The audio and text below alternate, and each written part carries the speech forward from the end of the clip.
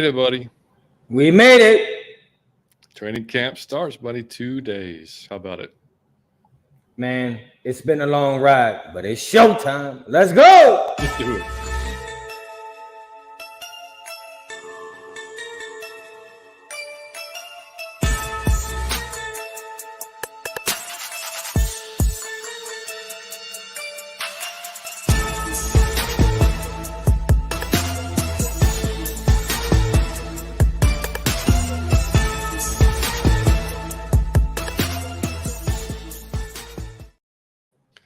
And welcome in to episode 114 of Out of Your Falcon Mind, Atlanta Falcons fan cast. My name is John, your host, joined by my co-host, my man, Mr. Mike Cottrell. What's going on, dude? I'm hyped, man. I'm just excited, man. I wait all year for this like Christmas, buddy, and it's here. It's showtime. It's go time. Literally is, man. It's Christmas in July, man. It really is. Like, it's, we've had to struggle through the summer and talk about stupid articles are being written and just a bunch of nonsense, and now we can actually get to some football that matters. And as always, guys, coming to you on the Variety Sports Network. Make sure you check out Variety Sports and what shows they have on there, man. They're growing, so definitely baseball, football, basketball, racing, whatever you like, go check it out. They got a show for you. Also, we are 699 subscribers. I know we're going to hit 700 at some point tonight, and I told everybody we're going to give away an Out of Your Falcon Mind t-shirt when we hit 700. So I'm going to tell you all at 8:30 because I know some folks are watching Pound for Pound right now, as you should be watching JR. As you should. So they're closing down their show now. So, but we're going to give away a shirt at not at 8:30. I'm going to tell y'all how to win the shirt at 8:30. So just hang around for that. If you're new to the channel, welcome in. We appreciate you joining. Actually, you know what? There's somebody brand new, and look at this very first comment, Miss Jackie Galloway. Miss Jackie, thank you. Actually, she found us through our guest, who I'm going to go ahead and bring in, Mr. Scott Kennedy. How's it going, buddy? Mr. Scott Kennedy. Jacqueline coming in and supporting the show, and I promise you we'll hit 700 tonight.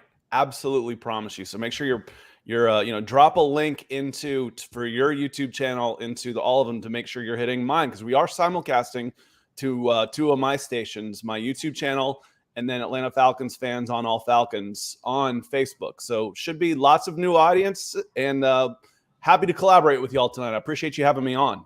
Yeah, man. Everybody. Yeah, man, we appreciate you. I mean, we don't always get to see, like, I've been able to catch a couple of your live shows recently, but, due to work and whatnot, sometimes I can't always catch it, but I try to catch the replays always, So we really appreciate you coming on, man. But yeah, as I was saying, Miss Jackie just joined, I think she just subscribed today, and she joined on the Facebook group. So yeah, awesome to have her there. And we do have merch. Guaranteed 700. Scott just guaranteed it. I'll have to keep track of it. It's going to happen, ladies and gentlemen. I promise you. That's right. So, if you do want to check out some of the merch that we have, it is at bonfire.com/Out of Your Falcon Mind. You will find it there. And that's it. So, and also, Scott, we have some of our other creator friends have a creator kind of meetup thing. It's going to be happening on August 19th, 7:00 at the Taco Mac on Dallas Highway. I'll get you all the details, but if you can make it. I saw some of that. I think Smitty tagged me in it today. Yes. So we'll figure something out. What's nice is, I'm old enough to remember when there was no internet, and when all this started, everybody was kind of at each other's throats. Mm-hmm. It's like, what, we can work together and do better. Instead of trying to divide everybody up. But at the end of the day, we're all how do you say it? Atlians, ATLians, or there you go, ATLians. Yeah. ATLians. We're all ATLians. That's right. Yeah, no, and it's just that's true. I mean, how we started. I mean, we've reached out to literally almost every creator out there and they've been so generous and kind to us. So it's like, hey, this is great. That's how we've been growing. So it's just we try to just return the same to anybody else that wants to come on our show or vice versa. So, but yeah, it's great. But yeah, it's going to be. August 19th, 7 p.m. I put it on our Twitter today, which, by the way, if y'all want to know, it's Out of Your effing mind. I couldn't do the entire Falcon mind because it's too damn long. But so Out of Your effing mind on Twitter, if you want to follow us there. Actually, let's just go say hello. Jalen, what's up, man? Good to see you. Jalen, what's up? Rise up. Dirty Fanatics, that's Chase. What's going on, Chase? Make sure y'all check out Chase's channel as well. Ark, man, good to see you, dude. Ark's going to be there on Thursday, too. You're damn right, buddy. Let's go. MacTown, what's up, man? Good to see you, man. MacTown. Harry said, "I don't really love the whole Rise Up slogan, but that shirt is fire." Appreciate it, man. Hey, man, it really is. It really Hey, is. yeah, you know what I mean. I wondered how long they're going to keep Rise Up. You know, like especially the down years. I wondered, like, is this? Yeah. This is I don't know. Maybe something different's going to come along. We'll see. Well, someone of mine said they had a problem with. I called them the birds. You know, I mean, we're not the. I'm like, dude, when your hashtag's dirty birds, you're gonna have to get over it if we refer to them to the birds every now and then. It happens. Yeah, exactly. I know. Miss Carrie, what's going on? Carrie, what's going on? So excited for the show tonight. Look, I'm on time again. Thank you, Carrie, for being on time. No more Walmart runs. I'm on time again. Back to my old ways. Just caught me slipping 1 week. Excited for Scott to be on the show, and we got Scott. Come on, let's go. That's right. Yep. And we'll get back to the chat. Look, I'm going to be challenged by the hosting duties tonight, so y'all just bear with me in the chat. Scott, let's get to your Falcons fandom, man. So when did it start? When did you become a fan? How'd you become a fan? All that good stuff. Well, I was moved down here out of the Midwest like everybody else was by my parents, you know, in the late 70s, early 80s when there was a huge migration down here. So I was 5 when I moved to Georgia, and one of my first real memories was the 1980 season, and that was a 12-4 team. They beat the Philadelphia Eagles, who ended up going to the Super Bowl in the regular season. But in the playoffs, that 12-4 team blew a 14-point lead to the Dallas Cowboys when I was 7 years old. At the time, I didn't realize that was going to be a lifestyle choice for the next 46 years of my existence as an Atlanta Falcons fan. I've worked in media for years and years and years. And one of the phrases is you end up becoming more of a fan of the name on the back of the shirt instead of on the front of the shirt. So, you know, I'm not a diehard like I used to be, but, you know, I'm here, I'm in Atlanta, and I'll always be paying attention to everything that's going on with the hometown team, running the Falcons podcast, interacting with everybody here. But I grew up to love the process of team building because, again, that was the only winning season the Falcons had in the 80s was that 1980 season. So until I was 18 or 19 years old, I didn't see another winning season until it was Jerry Glanville in those black uniforms. Yep. Yeah. So who was your favorite player when you first started watching? Early was probably William Andrews. Mm-hmm. And then it probably became, then I was asked earlier today, you know, who's my all-time favorite Atlanta Falcon? I'm like, it was Jesse Tuggle, you know, by far. Just, you know, the true underdog. I think he was a walk-on at Valdosta State. Yeah. 5'10", undrafted guy, ends up, you know, just becoming, you know, the Hammer. Cool nickname as well. Oh, yeah.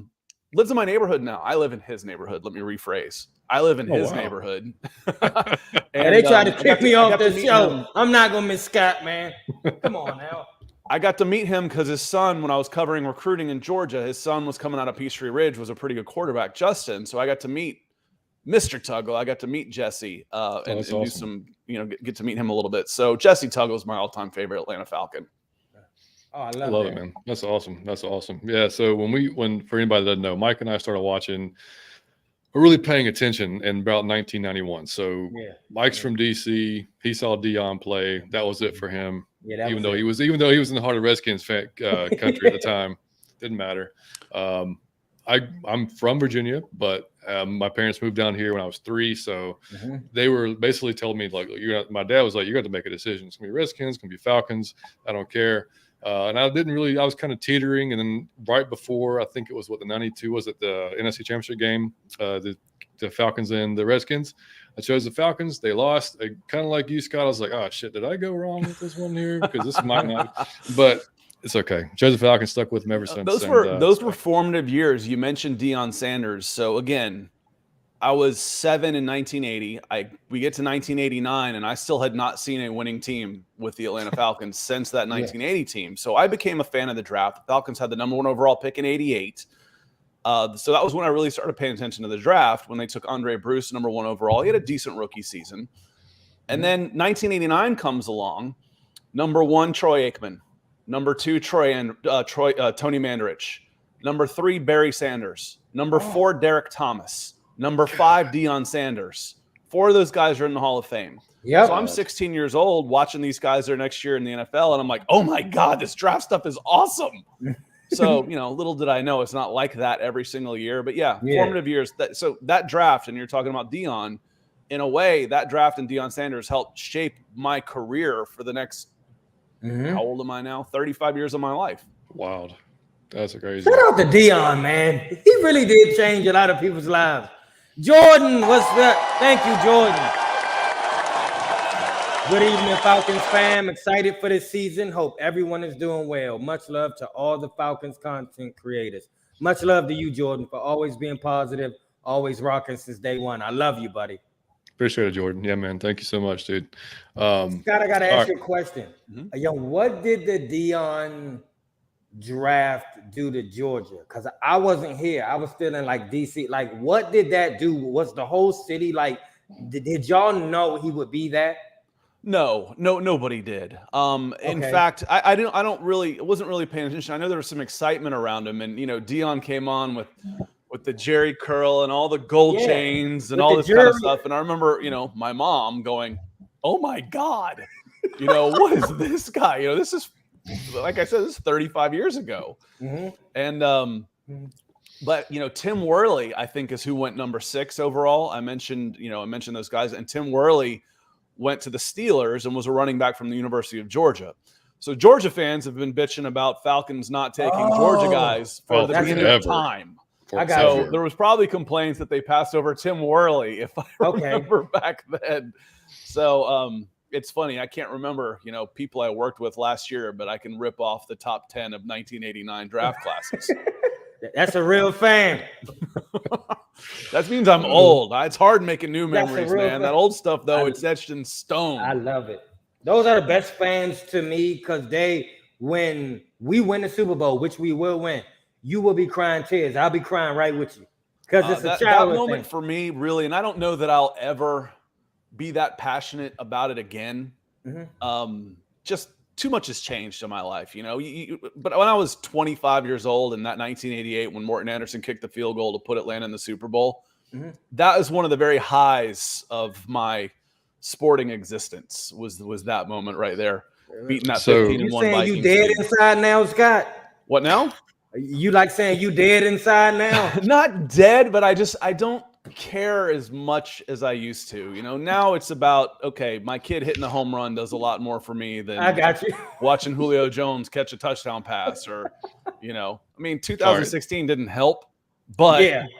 But, so on that, so y'all know your son's a year older than my son. So, and you told me he was going to be a Falcons fan. So how did he take that Super Bowl? Did he care, or was he? They went to bed. 2016, they're in bed, and it was like they got up the next morning because my daughter was actually, 2016, she was 5. She was running around like crazy. She doesn't know about the game, but she knows, be excited and have fun. They got up the next morning, so they're 7 and 5 years old. Did we win? I'm like, no. What?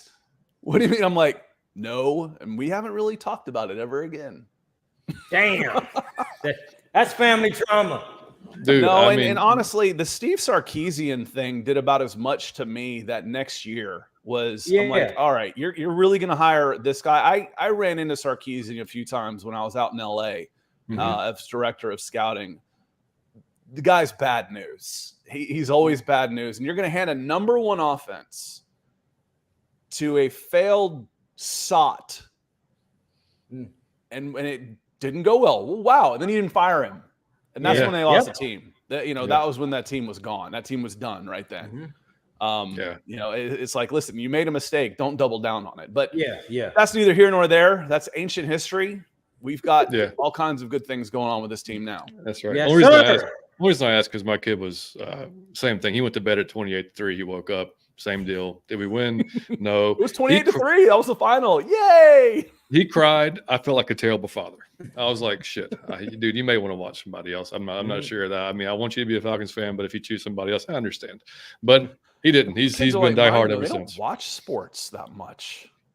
Yeah, what is broadcast TV gonna do when these kids are in their 20s? Because they don't watch TV. The idea of it's YouTube. Hey, can you fast forward through this commercial? No, it's on right now. What do you mean it's on right now? Foreign to them. YouTube. Oh yeah. I mean, the fact that I had to record games on VHS and then record over those games on VHS. Yeah. Yep. All the time just to see. I mean, everything has been on demand for them for their entire lives. Yep. Oh, 100%. Yeah, yeah. Wallace, What's my up, man, man? what's going Good to see on? you, bud.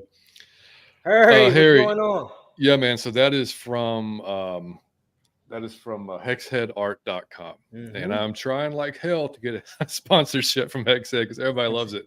And it'll actually change colors. I can make it red, blue, green, whatever, man. And then actually that one is as well, the same thing, but I don't have lights on that one, but it's good. Carrie said, I recently subscribed to Scott's channel after watching him do a show with Smitty. Enjoy his content. Smitty! Thank you, Love it, Carrie. love it. Smitty's good people. Let's go, Sean. That's right, buddy. Sean, Let's go. what's OTL. up? All right. So yeah, before we get into some of the news today, man, Scott, what was free agency, the draft? Like, start with free agency. Kind of, what did you think? Were you happy? Any kind of surprises for you that we picked up? Free agency, I was ecstatic. Ecstatic. I had been preaching doom and gloom for the last 2 seasons, knowing that this team was so handicapped with dead cap money that they're going out there with one leg and one arm tied behind their back, trying to compete with 60% of a roster.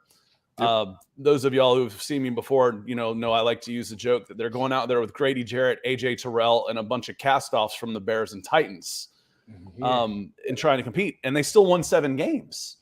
Okay, so let's see what happens now that you've learned how to compete on a shoestring budget.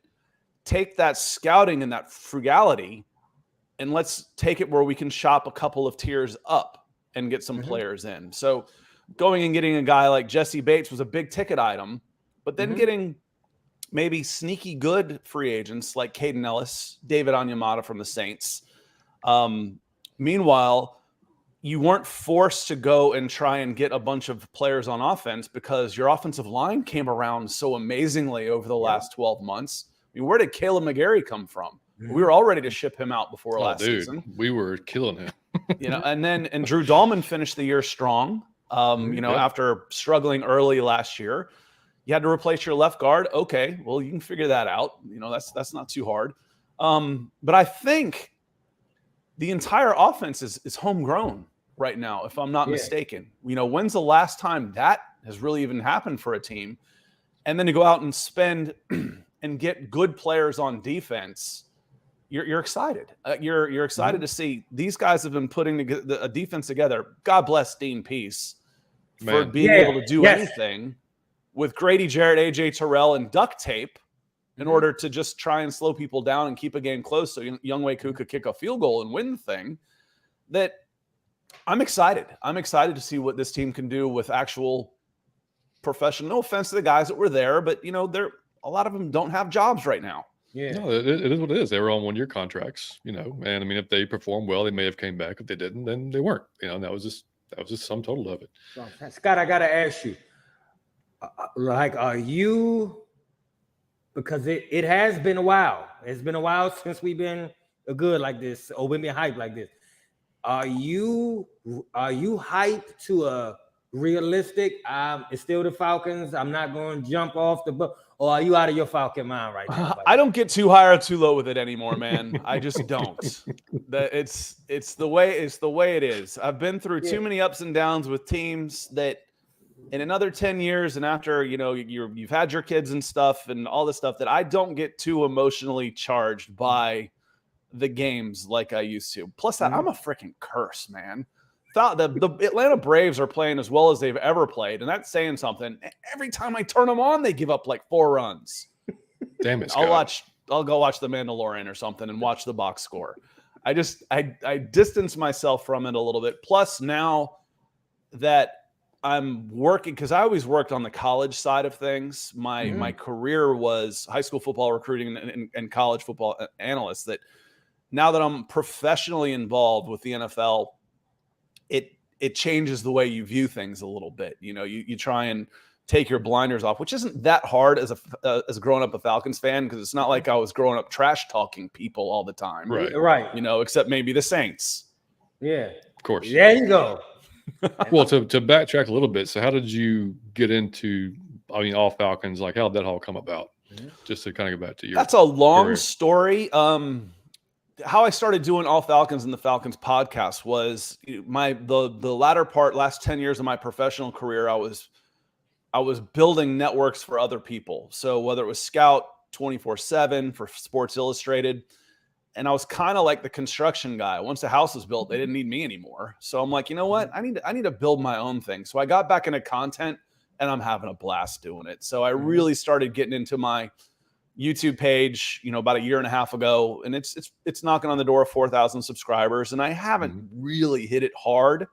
But I've kind of just been kicking around. Do I like doing this? Do I like doing this? And I keep doing enough of everything to make a living, and I'm having fun doing it. What's the most fun, Scott? Out of all this the things is doing podcast, doing live chats with the fans and everything is by far the most fun thing. And sometimes I'm kind of moody. I don't know about y'all, but you don't feel like getting up. I don't want to be up. I don't want to be on. It's like working out. Yeah. I don't want to work out. And then when you do, you feel great. Like, why is it so hard to get up for stuff that makes you feel great, and it's so easy to do stuff that makes you feel like crap? That total insanity. I love it. Yep, absolutely. What's going on, Kira? Hey, good to see you, Kiki. Mom, what's going on? Make sure you check her out on One Time for the Fan. Please, we love you. Yeah, Harry Marshall said William Andrews stuff. Yeah, that's my dad. Was my dad's guy too. He loved him. He had a son here, and he had a son here named Mike Andrews. That was in one of my first classes, like 03 or 04 when I started doing this. So I got to meet a lot of the former Falcons because they all had kids coming through the North Metro area. That's true. Yeah, that's true. I think Sean Bailey, Stacey Bailey's son, was class of 04 or 05, maybe. Stacey's great dude. Got to work some camps with Terrence Mathis. Awesome guy. Yeah, Terrence Mathis. Yep. Awesome guy. And then what's to make you feel old now is the guys that you covered have now retired or they're in media, like Harry Douglas, 155-pound skinny kid down at Jonesboro High School who could fly, but he was undersized. So he goes to Louisville. He didn't have the big offers, but those little guys get bigger and he could always run fast. So, guys like that, Calvin Johnson was in one of my first classes and he's way retired now. You're like, good Lord. Guys I covered are having kids of their own. You're like, all right, I'm getting old. Yeah, I hear you, dude. Nacho, what's going on, man? Nacho, man. Lisa, what's going on? Lisa, what's up, Lisa? Lisa joined us y'all seen this show last week. Go check it out. Lisa was fantastic. She's a writer for Blog and Dirty, and she killed it. She was amazing. Kendra, good to see you. Been a bit. I ain't seen you in a minute. You got the Falcons ladies on your channel, guys. We love them. Uncle Steve. Gotta be Mike. It's gotta be Mike. Brother Uncle Kennedy Steve, what's going on? that was the only game, the 1980 Dallas playoff in my life that I actually shed real tears over a Falcons loss. Albeit I was 11 at the time. I was 7. Man, I wish I would have seen it now. I was 7 at the time, and I ended up being kind of if you're a Falcons fan, you kind of had to choose another team to root for because the Falcons wouldn't be playing past Thanksgiving, So I ended up being, who's one of my all-time favorite players was Tony Dorsett. The Cowboys and the Raiders were on TV every week, every single week. The Cowboys would have the early game and the Raiders would have the late game. So I ended up kind of rooting for the Cowboys. Curse them too. They lose 3 straight NFC championship games after that. But that was one of my, like I said, that's one of my first memories, and little did I know it was going to be like that for a while. Yep, sure was. But you hung in there, Scott, and that's what's important. That's right. Lisa says Dion, Prime and Vic brought a lot of fans to the Falcons. So again, working in sports media, I've gotten to, not to name drop, but I've gotten to meet a lot of these guys, and I've done some work with Michael Vick, and I got to tell him, you're the first person in my life that made being a Falcons fan cool. Thank you. Thank you for that. It was cool. Dion was one thing, but Vic was a different phenomena. Being the quarterback is better than being, even as big as primetime was, he still wasn't Michael Vick, the quarterback, the most exciting man in football with the ball in his hands 50 times a game. Michael Vick made it cool to be a Falcons fan for the first time in that franchise's history. Thank you, Michael Vick. Yeah, you had the freaking Michael Vick experience, for God's sake. You know what I mean? That was we love crazy. You, buddy. Yeah, dude.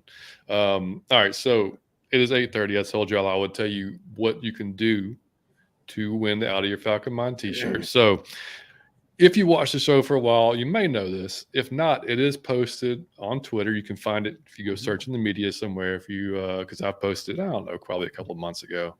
If you know it offhand, then it's a little creepy, but it's okay. You Yeah, should know it offhand. I don't know.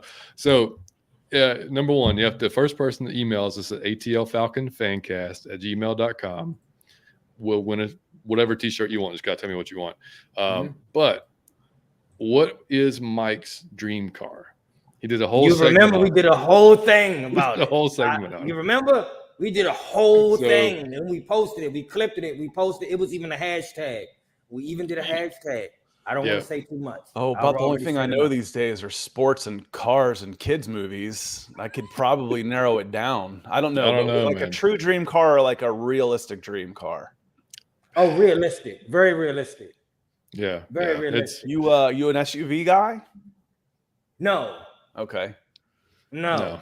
It is a foreign car though. We'll get a little hint there. But yeah, first person to email us, and if we get an email on the show, I'll let you know. Yeah. But at atlfalconfancast@gmail.com. Go ahead and send it, and you can get a shirt. And yeah. So anyway, back to the Falcons. Scott, drafting Bijan, what did you think, man? Who did you want? Were you upset, pissed off, happy? No, I was really upset the last 2 years, though. And no offense to Kyle Pitts, no offense to Drake London, but that team wasn't ready to take advantage of receivers. I was like, and what made me madder than anything about that Kyle Pitts pick was the national narrative around it of, oh, this is a win now move. This is a win now move. I'm like, their offensive line is atrocious. Their defense can't stop anybody. How are you going to stop Julio Jones? Because it wasn't out yet that Julio Jones wanted to leave. How are you going to stop Julio Jones, Kyle Pitts, and Calvin Ridley? Easy. I'm going to sack Matt Ryan 65 times a season. Yep. That's how.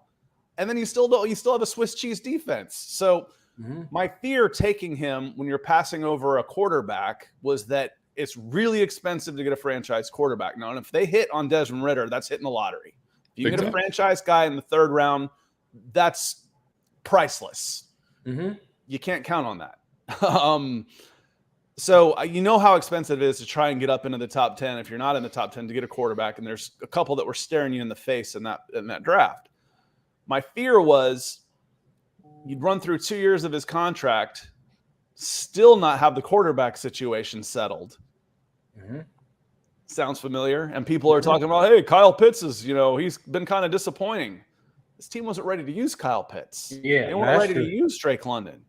They might be now. But the thing about that is, on the long term, and that's what general managers have to try and think of. On the long term, Drake London turned 22 yesterday. Kyle Pitts is still 22 years old. Bijan Robinson is 21 years old. You've got an owner that will keep these guys in. We mentioned if you're, I use it as an age check. If you're complaining about Arthur Blank, you're probably younger than 35 years old. You didn't have to live through Rankin Smith when you knew as soon as they had a guy that was going to be any good, Deion Sanders was going to take off. They weren't going to pay the guy. Kyle Pitts, Drake London, Bijan Robinson for the next 6 to 8 years. Okay, I can get behind that. Now you asked me about Bijan. I am the general manager, analytic, mathematical type 2, and I'm looking for positional value a little bit more, knowing that I probably would have gone Jalen Carter if you hadn't shown me a rap sheet on him that shows me, okay, this is why you're not drafting him, which we're not privy to. We don't know that, so I'm willing to say we don't know all that. But I probably would have gone Jalen Carter in that spot, knowing that he's really, really good in a position of value at defensive tackle like that. But trying to sell Bijan Robinson was pretty easy. This is a team that he's arguably the best player in the draft, and a team that will know how to get the best out of a running back and is set up to use him with the offensive line as good as it is. And I just bought a bunch of defensive players, and there just wasn't an edge there. There wasn't a corner there. There wasn't a wide receiver there that would have made sense taking in that spot. If you didn't like Jalen Carter, Christian Gonzalez fell. Will Levis goes into the second round. I'm not going to reach for a quarterback. You got the best player in the draft, maybe. Okay, I can live with that. Yep. Yeah, those are our thoughts Yeah. too. I kind of wanted Jalen, and then as just like you said, I mean, when the stuff came out about him, and I started thinking, you know what, maybe, like you said, we don't have access to any of the documents that the team does, obviously, so we don't know what kind of behind the scenes thing they talked to him about or whatever. But if they thought that he wasn't 100% into football, then I'm not taking a chance. We had a guy that wasn't 100% into football, and that didn't work out too well. Guaranteed. So. Yeah, so and the fact, he may need to get some distance between Athens and And Philly's in a position where they were drafting for a luxury. Absolutely. Philly could afford to Yeah. take a big risk, big reward on a guy like that. And you know what? If we miss on it, we'll be all right. The Falcons couldn't afford that. Their roster's not strong enough where they could be taking flyers on number 8 overall. That's very true. And what I mentioned about, I wasn't thrilled about the Kyle Pitts pick. It had nothing to do with Kyle Pitts. I wasn't thrilled with the Drake London pick. It had nothing to do with Drake London. But if you keep stacking good players, forget everything else, you'll be all right. There's a saying in coaching circles. It's not guys you miss that kill you. It's guys that you get that can't play that kill you. So, okay, would you have been better off with Jamar Chase? Maybe. It's arguable. Most people would probably say, yeah, you'd rather have Jamar Chase than Kyle Pitts. Missing on not taking Jamar Chase isn't going to kill you if Kyle Pitts ends up being really, really good, which he is. That's fine. Drake London, Garrett Wilson. I don't care. Drake London can play. Garrett Wilson can play. Give me either one of them, and I'm okay with that. Bijan Robinson should be an instant star in this league. Should be. Yeah. Now I gotta ask you, Scott. Do you feel like we could use those 3 people, Bijan, Kyle Pitts, and Drake London, on a scale of 1 to 10? How sure are you that we could use them now? How effective can they be used with Drake? With Bijan Robinson's a 10. Scott, I'm out of my Falcon mind. I like when you talk like that because I'm thinking Super Bowl. But go ahead. Positive, you can use Bijan Robinson. Positive. He said, okay. Now, you still have questions around the quarterback position, but Desmond Ridder was able to get the ball to Drake London last year. Kyle Pitts was battling a little bit of an injury, and then he got hurt, and he was triple teamed. Well, why has he only scored 2 touchdowns? I broke down a play his rookie season against Matt Ryan was quarterback who could throw the ball. They're going against the 49ers. They tried to run the ball, got stuffed. His 1st and goal from the 8. Run the ball, stuffed. 3rd down and 6, goal line. I remember they rushed 2 guys, 2 ends, and dropped 9 into coverage, including 3 guys on Kyle Pitts. And those 2 guys got to Matt Ryan. We always say, if I can get pressure with a 4-man front, I'm pretty dangerous. What does it say when I can get it with 2? 2, yep. So and I could drop 9 in the coverage. I like this offensive line. I like the variety of weapons, so you cannot focus completely on one guy or the other because, you know what? I'm going to drop Cordero Patterson in the slot and get him the ball. I'm going to move Bijan Robinson to the slot. I got Drake London out here in a one-on-one with a 5'11 corner. I'm just going to throw it up. So Kyle Pitts will be opened up more. And I don't think this is a huge statement. Desmond Ridder is going to be a better passer than Marcus Mariota. What? Okay.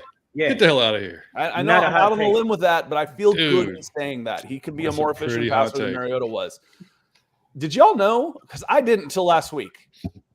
I looked it up to see where they were ranked. The Falcons had the number 15 scoring offense last year. Did you realize that?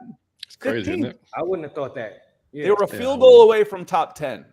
So it was like 21.9, 24.9 puts them in the top 10. Oh, man. And they just went and bought 7 defensive players. Do I think this team can be pretty good? Yes, I do. Agreed. See, I like it. I love it, Scott. Yeah. And John here says, does Troy Anderson take the next step? Scott, what do you say about Troy Anderson, buddy? I hope so. I know there's some, appreciate the question, John. There's some thoughts of, do you need a Foye Oluokun in here? Do you need a Rashaan Evans in here? Rashaan Evans did some good work. Or is Troy, because Caden Ellis is pretty raw too when we're talking. He played 11 games last year. They're athletic as hell. Troy Anderson's arguably one of the best athletic specimens at his position in the entire league. And a guy that can win player of the year, conference player of the year on offense and defense. I don't care if he's D3 or D2. That screams football player to me. I loved him at the Senior Bowl. I love his athleticism. Keep it simple for him. Just keep it simple. Just wind him up. Go get ball. Water boy him. I see the ball carrier. I tackle him. That's it. Let him go. And I'm hoping so. But him and Caden Ellis, I think that's a little bit of a concern on the defense. But when you're concerned with uber athletic guys being out of position maybe because they're overrunning stuff as opposed to veterans who aren't good enough to get there in the first place, I'll take that. I'll gamble on the upside. Yeah, actually, I picked Troy as my, I guess, not surprised, but like, step. He definitely going to take the next step this year because, I mean, he's a smart kid. We know that coming out of Montana, played multiple positions, quarterback, running back, multiple positions. He's got, I mean, to me last year, it just looked like the game needed to slow down from him. He was just kind of all over the place, like he was like just shot out of a cannon. Tasmanian devil. Yeah, he knew one speed, and that was it. He was going to go 100 miles an hour to whatever that was, So I think now, like I said, slow down a little bit, see how things go. But yeah, I could definitely see him. People are talking about, they should bring back Rashaan Evans. Well, they can. He's still out there. If I was worried, if I'm worried about it, if I'm Ryan Nielsen and I'm worried about it, I could go get that guy. Yeah. They don't seem to be too worried. That's kind of the thing about Desmond Ridder. Y'all were talking about it on the top of the show, talking about having to write a bunch of these nonsense articles and stuff, talking about this stuff. The disrespect shown to Desmond Ridder has been unbelievable. My goodness. It's been a little crazy just how disrespected he's been for a guy that hasn't really he's unproven. Okay. Then why do you hate him so much? Yeah, why are you so sure he can't play? Yeah. Would you have this team as low as you did if Taylor Heineke was a quarterback? A proven veteran who's done some good things, who they don't want to play ahead of Desmond Ridder? Is that because they're just stubborn? Well, or because Desmond Ridder might be decent? And like you said yesterday, I think, or Monday, I'm sorry, on your show. Was that yesterday? Yeah, that was yesterday. How different would the narrative been if he was drafted in the first round? Yeah. It'd have been like the same player. Where Will Levis was, because when I was doing mocks, I was taking Ridder with that second round pick a lot. When we were doing mocks last year, I was like, okay, we're going through the draft worked out where there were like 7 really good players that I liked, and the Falcons were picking 8. See what I mean about being a cynic? That's just the way it works. The number 3 in 2021 gets 3 first-round picks traded for him. Where are the Falcons picking? 4. Yep. Yes, we know. It's just the way it is, man. So when we were doing those mock drafts and that second-round pick, who did they take with the second-round pick last year? Troy Anderson, okay. And then I was taking Ridder with that pick a lot, because I was down at the Senior Bowl and got to watch all them play. I'm like, I like this guy better than – and that was strange because all the quarterbacks were there when a lot of times they're not. With that COVID year and stuff, all of the top quarterbacks were there. Malik Willis, Kenny Pickett, kid from Vegas, I forgot his name, had the bad knee. He was there. They were all there. Desmond Ridder. And, the question I got coming out was, what'd you think? And I was like, well, I'm sure more than ever I don't want any of them in the first round. But I was still surprised to see how they fell. But I took Desmond Ridder in the second a lot. Like I said, how are people so sure? Well, there's questions around Desmond. There are questions, but why do you feel like you've got the answer, that he can't play? Because that's been the narrative all year. Oh, yeah. Yeah, it's hilarious. We do have hang on, Mike. We got a winner. Miss Lisa Shepard won the T-shirt. Oh, she knew the answer? BMW i8. I love you, Lisa. Thank you. BMW i8. So, Lisa, if you're still in here, email me again. Thank you, Lisa. Your address and what shirt you want and what size to send. I will get that out to you. So, thank you. That's awesome. And the rest of y'all, shame on y'all for not knowing that. I'm blocking y'all on all platforms. I won't forget it. I promise you that. I can't remember my son's phone number, but I remember what car you were talking about. Thank you, buddy. Hey, Scott, I got a good one for you. We already know Grady Jarrett is good, and we know Kyle Pitts is good. But I feel like we don't – like Grady is almost always double. Kyle Pitts, as you said, you sometimes triple team. This year, they won't be able to double Grady as much. There's – Kyle Pitts will see a lot of single coverage. How much better do you think those two players will be than we've seen? I think Ray is in here on coming in on Facebook talking about Kyle Pitts. Everyone talks like Pitts isn't doing this, but he almost broke a rookie record. Kyle Pitts is really good. Yeah. He can be a lot better, be more efficient. He had 1,000 yards on a ton of targets and 1 touchdown. He can have less targets, more yards, and definitely more touchdowns because he's not going to be tripled. You mentioned Grady in there. I'll never forget. I've got it bookmarked. I've got like 2 things bookmarked on my Twitter account. And one of them is Grady Jarrett was mic'd up. I don't remember who he was going against, but he was like, he got triple teamed. And Grady comes out. He's like, damn, y'all don't have anybody else to block? No, they don't. They really don't. Yeah. We don't have anybody else to block. You're it. Well, you put 3 guys on them. You're going to turn David Onyemata close. You're in loose. You're going to let Calais Campbell come off the edge. Arnold Ebiketie, you want to leave him one-on-one? He can get there now. And the revelation for me, I think the most improved player, I think the easy one to say was Caleb McGarry. But the sleeper pick for me last year was Taquan Graham. Taquan Graham, as a rookie, was overmatched. He didn't need to be there. There were 3 of those guys that were thrown out there like that. It was Taquan Graham, Ade Ogundeji, and Jalen Mayfield. All 3 of them struggled mightily. Jalen Mayfield was hurt last year and didn't play. Ade Ogundeji might just be out of his depth. Taquan Graham was good. Yes.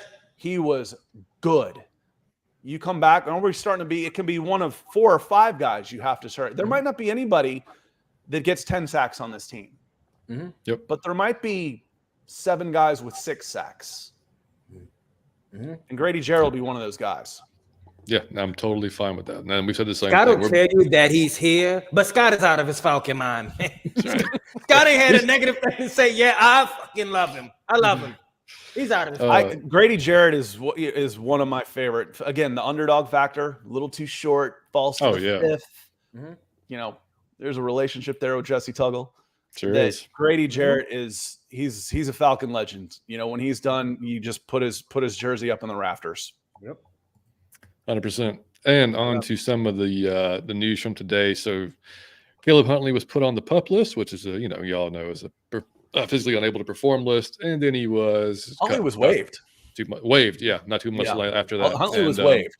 They put him on the PUP list, and then they waived him. Thank you, Caleb. I was reading Josh Kendall said it wasn't even related to the Achilles. It was some other physical failed test that was happening. I mean, I figured it was just because he just couldn't play this year. But we get into these discussions about injuries, and muscle injuries follow ligaments and tendon tears like remoras on sharks. Oh, dude. Just because you're not able to beat that stuff up. So it's like, he had a setback after rehabbing from his knee injury. Yeah, he tweaked a hammy, or he strained a calf.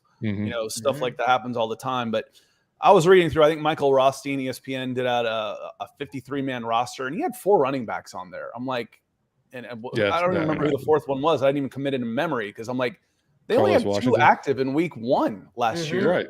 And they've got 3 now. Yep. So Caleb Huntley was going to be challenged to be put on the 53 no matter what, because you've got 3 running backs already. One of them is an X factor in Cordell Patterson, but that's fine. I only need 5 or 6 carries from my number 3 anyway. That's all I want from Cordell Patterson. 10 touches a game. That's it. And so I think, seeing Caleb Huntley waived, it was a matter of if not when, because to get put on a practice squad, you have to get waived anyway. So we may not have seen the last of Caleb Huntley until he's fully healthy. I would be monitoring him if I was another team and I needed a running back. Like, hey, come in here and work out for us, dude.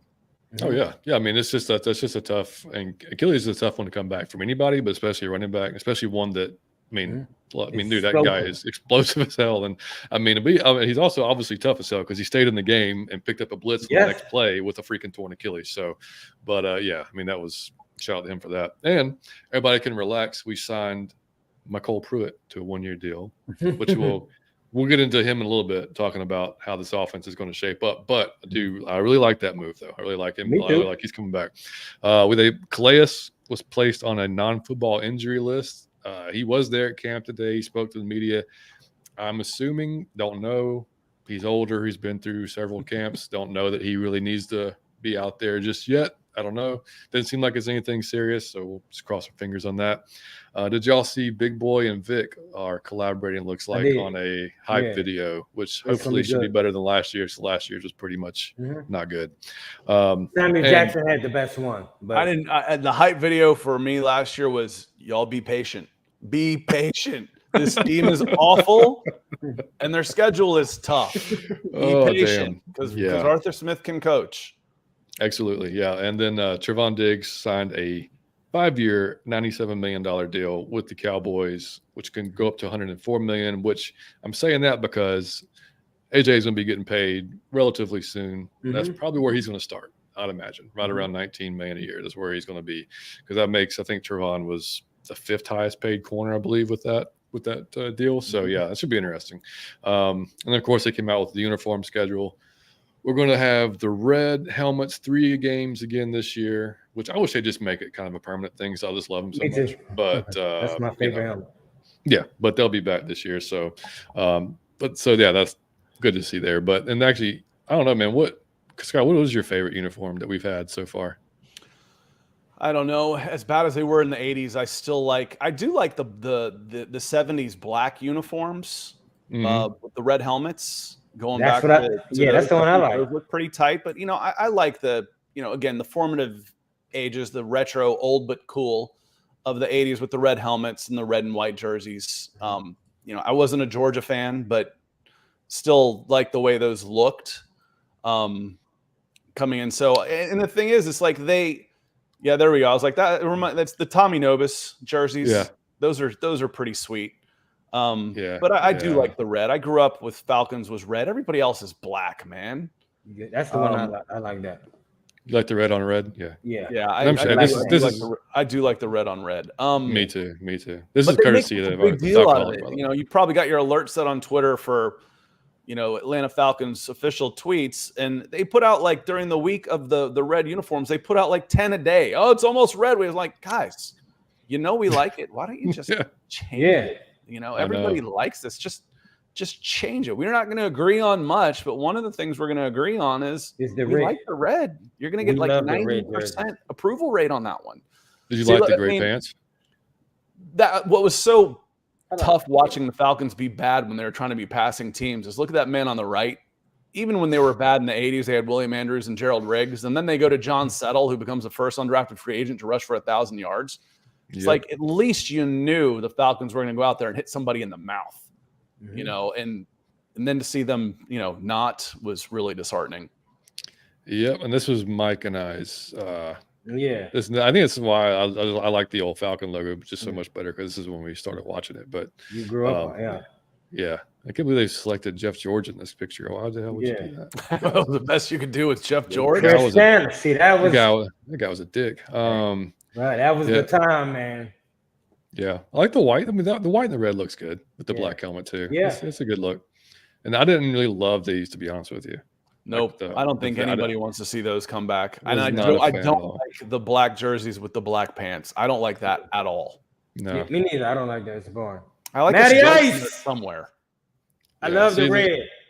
Did y'all like the? Yeah, did you like the color rush the Hoopers were in there? I don't know why I didn't like that. I don't like all red. I want to see. I don't want the pants to be the same color as the. Yeah, I don't like. Yeah. Agreed. Yeah. Except whites. The whites work okay with the stripes. Those are away uniforms.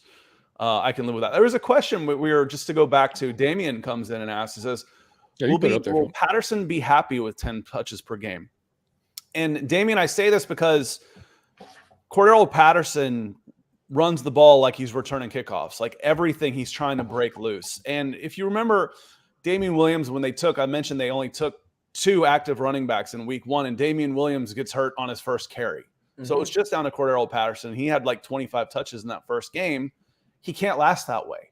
So 10 touches a game, if I'm giving him 5 carries and I'm getting him 5 catches, he's going to be used more effectively, more efficiently, and he's going to be a true X factor. Now, I wanted to look that up because he had 144 rushing attempts and he had 21 receptions. So that's 165 touches. That comes out to about, say it with me, 10 per game. Well, he would have had more if he hadn't gotten injured. Aha! That's true. But if you give him more than that, he's going to get hurt. He's going to get injured. He's an older guy who never learned how to protect himself running the ball as a running back. And he can't handle that because he runs like his hair is on fire.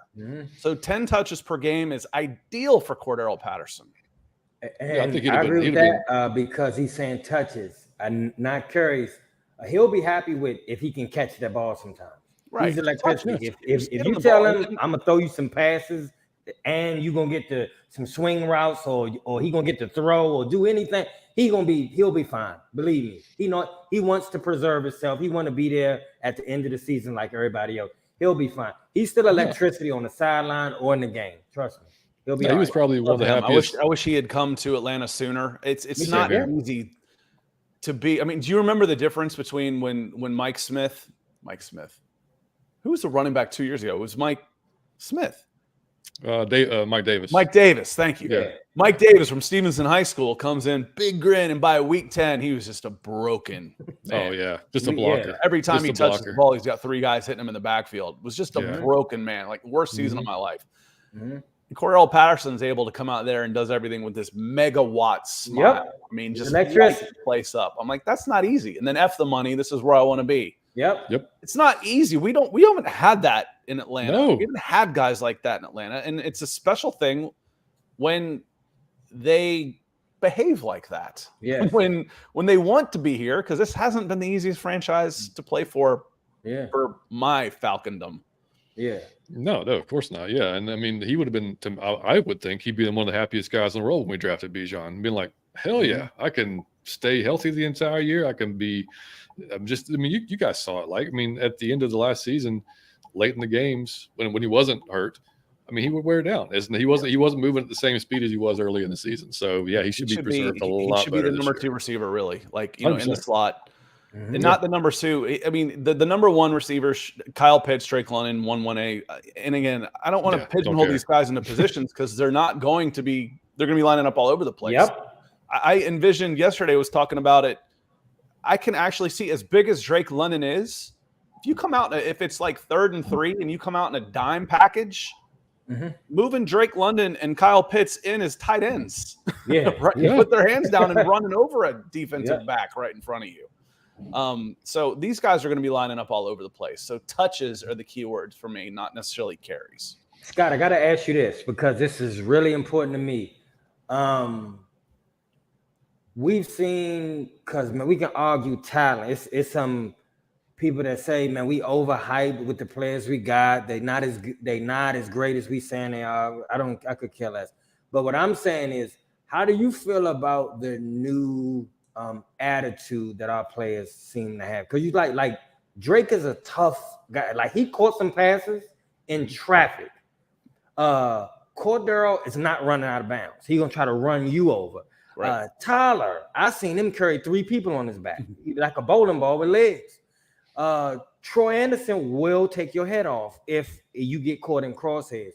How do you feel about the new attitude? Because we used to run out of bounds. We were called soft. Like, we were the soft team. The team, if I'm gonna get hit, I'm dropping this. I don't want. Oh no. How do you feel about the team being a lot more tough and being viewed like that and playing like that? And who do you think we got that from? I think it started with the head coach, with Arthur Smith being a former offensive lineman and coming in and being a physical team and everything he's wanted to do. And I'm old enough to remember, watching these teams in the league cycle through. We're big, we're small and fast. We're big again. Okay. Yeah. It was small and fast. No, big and fast always plays. You give me a Julio Jones and a Calvin Johnson, they always play. But everybody's getting a little bit smaller and a little bit faster. So, okay, the offenses are going a little bit more smash mouth. And the Falcons were able to, even without a great passing game, they were able to line up and run the ball against anybody last year. Yep. And now they should be able to pass the ball a little bit better too. And it should be a more balanced offense. I think it comes down from your head coach. I think a lot of that, Mike, I think it's a great question, has to do with, you had a lot of guys on 1-year deals. Yeah, You know, I got you. out of necessity, you had to. You had to have guys that were fighting for their NFL lives because they were rescued off a practice squad. They had already been cut earlier this year. So the challenge for Arthur Smith is, can he do better with the expectations, with a higher level of player who's making enough money to say, you know what, I'll take this week off because you're getting fired. You know, which happens. These guys quit on you. I've got a contract. I've already made $20 million. Can you win with those guys? And I think they've established a culture and surrounded themselves with the right guys that they've kept, the Chris Lindstroms of the world, Grady Jarrett's of the world. It's been very, very, very particular which veterans they have kept around. Yeah, the captain. And I don't think that's an accident. Yeah, that's not an accident. You know, Deion Jones was a good player for a long time. He's gone. Yep. You know, Julio gone. Matt Ryan's old. You know, Julio was old. I get all that stuff, but there's been some decent players. There's like, no, go ahead, move on. You're not buying in, and you know, we need the buy-in here. So they preach culture. They wouldn't let you say rebuild there. Yeah, they'd never say it, even though the whole world knew it was a rebuild. They never let anybody have any excuses. They never once complained about the salary cap. Yep. And Dean Pease came out last year and remember when he was asked about it, said, we're gonna change the way we do things around here. Yeah. You know, this daggum defense has been what, top 10 once in 25 years. That's gonna change.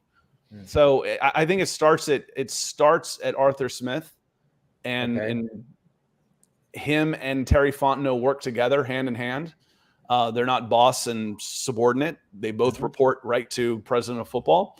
But I think that's an Arthur Smith thing, a former offensive lineman. Scott give good ass answers. I mean, ESPN, call Scott. You got the look. Come on, man. Scott for ESPN. Hey, another PR had a guess for you for your car. Oh, he gets to you guys. Come on, man. BMW. Shout out to Lisa for knowing that. Millie Mills. What's up, man? So that just segues us perfectly into the topic of expectations on Arthur this year and the coaching staff.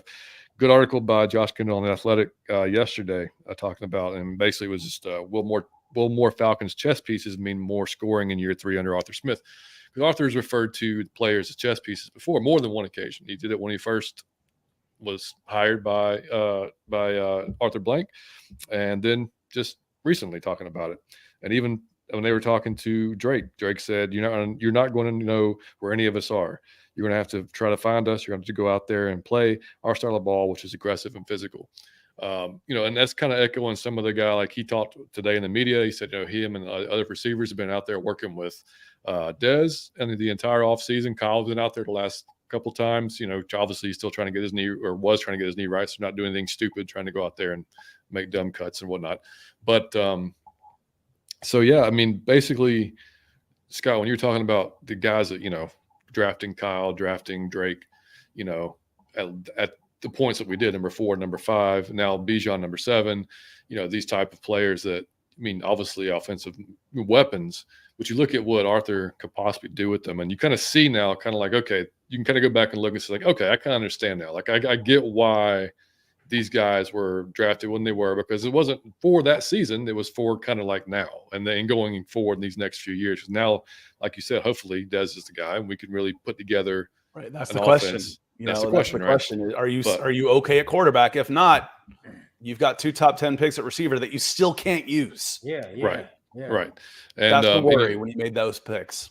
Right. And, and the good thing is, and I think most everybody agrees, like we've put so much talent around him. Like literally, I mean, like you said, we had a number 15 offense with Marcus for the majority of the year, which is pretty insane.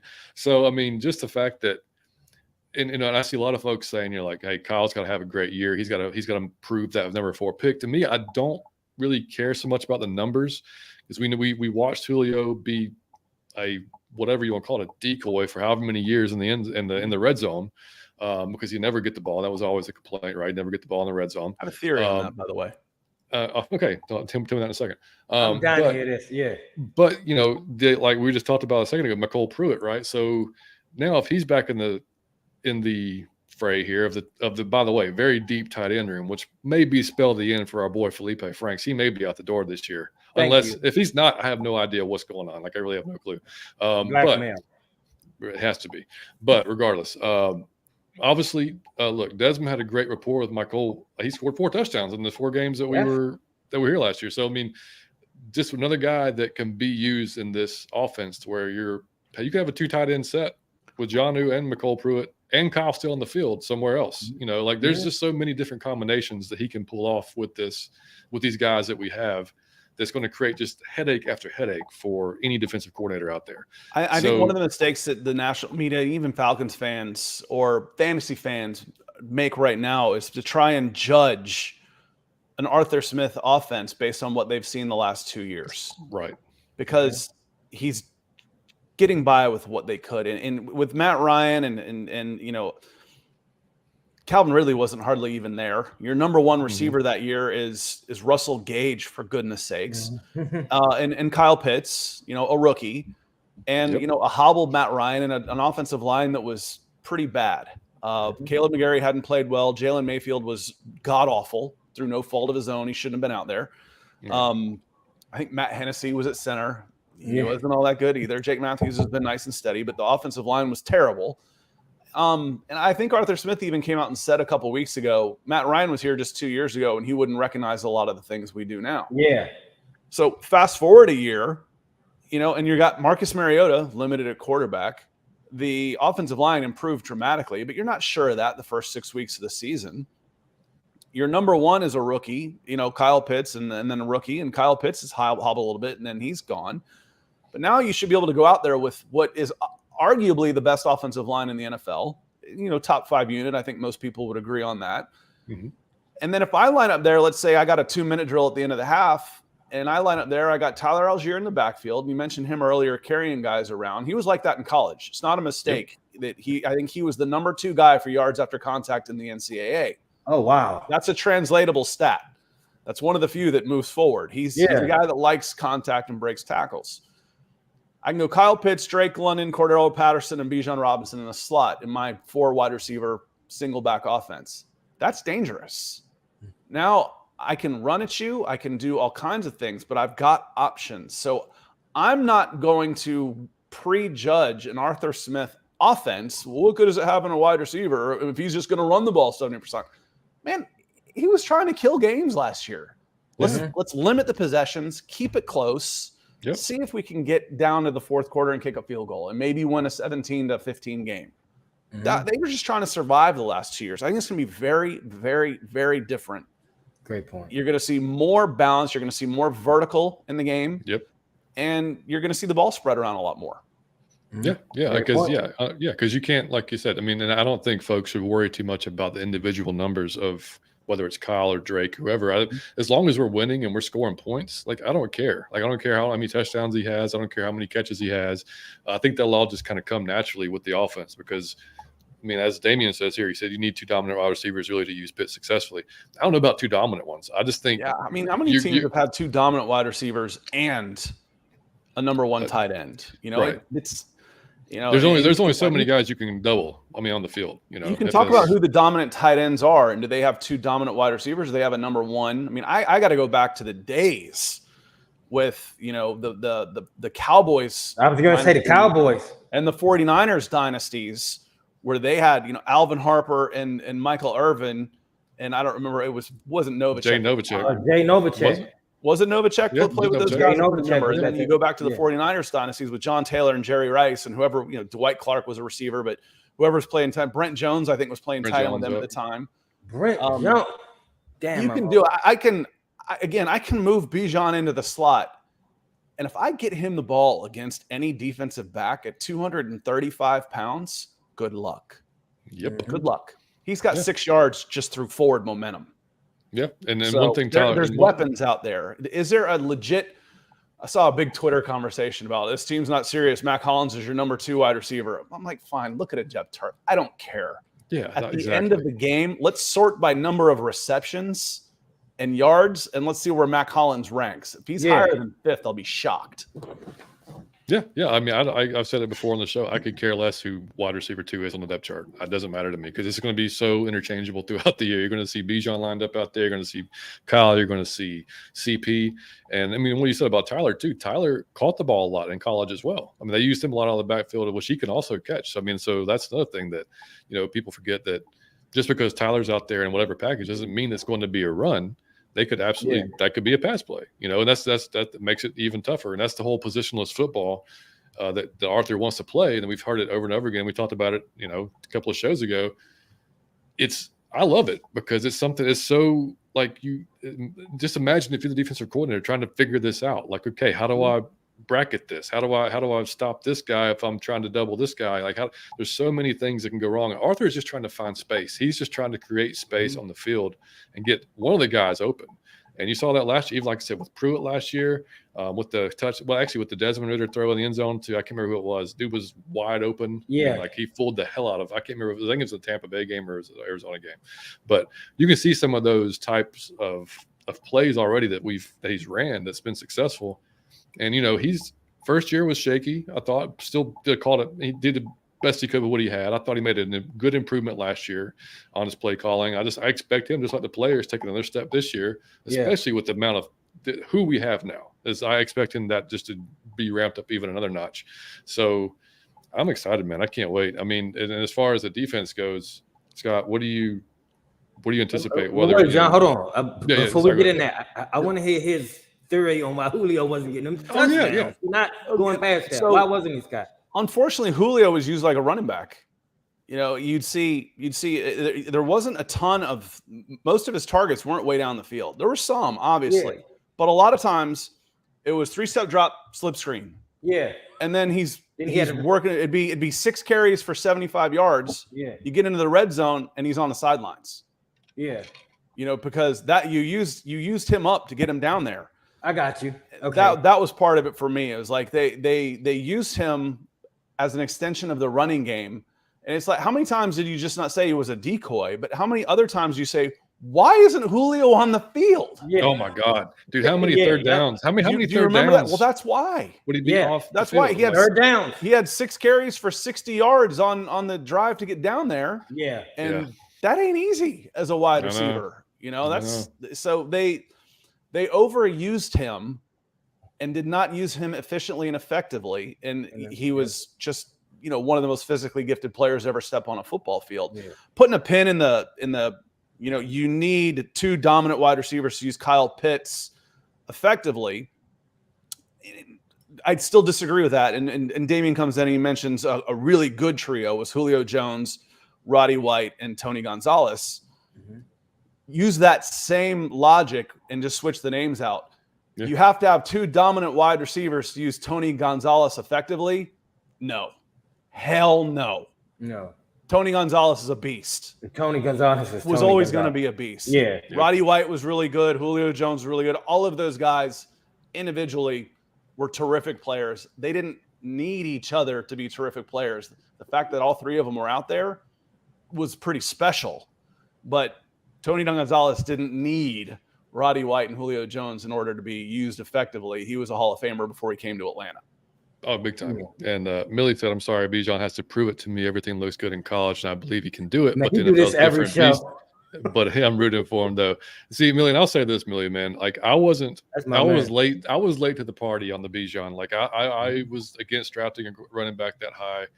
And then I dived into the film, and I was like, this guy is different. Like, this is different. This is not something that just, your typical running backs. I mean, the spaces he would get himself out of was not something that you see every Saturday or even Sunday, to be honest with you, with some running backs. So, I mean, we could all be wrong, man, but I don't see his skill set not translating because it's just it's probably the easiest position that translates from one level to the next. Right. Is the running back. Running backs are born, they're not developed. And the thing is in order to justify that pick, because of what you're saying, because you're giving up the financial value of taking a wide receiver, a top 10 wide receiver is going to be making $20 million. A top 10 running back is going to be making 7 or 8. So that's you lose businessman Scott. I love lose the financial benefits of having a draft pick when you take a running back there. Same with a safety. Mhm. You know, a non-positional value. It's one of the reasons why you wait. But that's okay. So I really think in 4 years, you're probably going to need about 6,000 yards from scrimmage and 45 touchdowns to justify that pick. Yeah. Yeah, agreed. Kinder said, "Man, this show's getting me more hype for the I'm season." telling you, man. Telling you. Let's Karen said go. Troy is much better than Rashawn. Hopefully, he will be. I wouldn't say Hopefully. that Different. yet. He has They're the different. They're very, potential to be. You very just need, different. Troy's going to make many more splash plays. His sideline to Yes. sideline ability, his speed, his athleticism is 10 times better. Now you just need Yeah. him to do the blue collar work. Yeah. I mean, You damn Rashawn right. Just do a job. Rashawn was kind of a throwback, kind of just thumper type of linebacker. He's not great in coverage, but he's going to come up and hit you. Very sound tackler, all that good stuff. But yeah, they're very different for sure. One time, what's going on, Jack? One time. Hey man, we'll see you guys on Thursday. I don't know if you and Bodie are both going, but I know we'll be down there, man. Scott. So here's what I want to do, man. I just want to do a random session in the show that even John wasn't privy to. It's called Scott Coming In Hot. Okay, that's the Scott Coming In Hot. Scott, I'm just gonna ask you a few rapid fire questions. I need you to give me a short, succinct Scott Scout type of answer. All right. So here's where we're gonna go. Scott, how good was Barry Sanders? He was a magician. He was Houdini. One of the best pure running backs to ever lace him up. Love it. Scott, Agreed. if you had to cook something for all of us to eat, what does Scott cooking the best? What does Scott, you are sure we would like? Chocolate chip cookies. Oh, chocolate chip cookies. Look, you heard from Scott. You got to bring him to training camp now. Scott, who Should was have the melt. hardest hitter you've seen in your entire time when you was preview? I'm talking about from a child now. Who's the hardest hitter who was taking people's heads off who you've seen? Oh, I mean, you go to the NFL, you think, Steve Atwater immediately comes to mind. Ronnie Lott comes to mind. But from at that level, there was a guy down in Florida, ended up playing for the Florida Gators, named Major Wright. I think he ended up getting a cup of coffee with the Chicago Bears. Actually, on my channel somewhere, maybe it was a previous iteration of YouTube before Google bought them. I've got a greatest hits video out there somewhere. And Major Wright was making tackles with pulling guards. So a pulling guard would come up. He'd come in from his safety position and hit that pulling guard so hard that he'd knock the running back out of bounds. Man, I'm Googling this right. Yeah. Major Wright is probably the hardest hitter. Another guy, Troup County, went to Alabama. Oh, what the hell was his name? And I think he got in some trouble in the NFL. And I can't remember his name now. But he concussed himself enough times that he was such a hard hitter. And then the best defensive player I remember really ever seeing was a kid named Trey Blackman out of LaGrange High School. He was 205 pounds and ran like a deer and was just an absolute maniac. So some names most of y'all have never heard of, but I love it. But here's why I'm asking you. Speaking of people that people have never heard of, Scott, I got one for you. Tell the people, because I want, in your opinion, it was Joe Montana. He leaves, he goes to the Chiefs. Steve Young has to step in. Was there drop off, or did Steve step right in? Was Steve that good, or was that the team? How do you feel about that? I think Joe was different. But again, I'm very loyal in my opinions. So it's going to be really hard if you got to knock out the champ. So, you can't get a draw against a champ. You got to beat him. Mm-hmm. And for me, Joe Montana was first for me. And when he goes in there and he's 3 or 4 MVPs, and it was just one of those things you just knew. If Joe Montana has the ball with 2 minutes left it was over. Yeah. So he would be my number one quarterback of all time would be Joe Montana. But Steve Young was really, really good. The scrambling ability, and Joe was a hell of a runner until he got older. People forget that. But he wasn't the type of runner that Steve Young was. And those guys would have played another 7-8 years with the rules as they are 100%. Today. Yeah. I love it. Scott, I got to ask you, if everybody you ever known was in one room, who would you be trying to find the most, and who would you want to talk to the most? Everybody I've ever known. No. that you've ever known is in the room, man. Who would you be looking for? I'd go find my wife. You go. That's a great. What an answer. What a great. That's answer. a great answer. That's a great She answer. gets me. She gets me. You know, it's I had a friend of mine, a younger kid I was kind of mentoring, was talking about something like, "Oh no, I don't want anybody smarter than me." I'm like, "No, are you joking? Never underestimate not having to explain your jokes to the value of a relationship. You know, you'll think you'll say something funny, and the person will be like, "What? Huh?" You're like, "Never mind."